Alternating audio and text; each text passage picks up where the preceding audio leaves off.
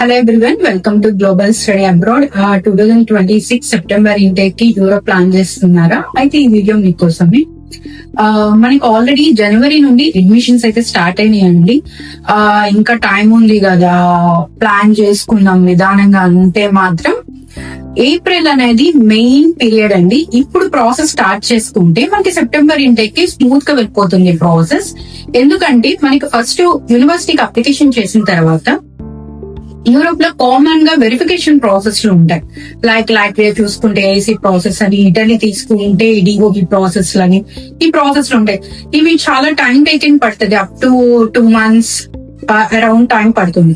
So మళ్ళీ application చేసుకొని admission తెచ్చుకొని అండ్ ఈ వెరిఫికేషన్ ప్రాసెస్ అయ్యి ఈ టైం కి మనకి వీసా స్లాట్స్ కూడా అవైలబిలిటీ ఉండాలి. సో మనకి ఈ టైం అంతా కూడా ఈ ప్రాసెస్ కి అయిపోతే మరి వీసా స్లాట్స్ అనేది మళ్ళీ దొరకవు.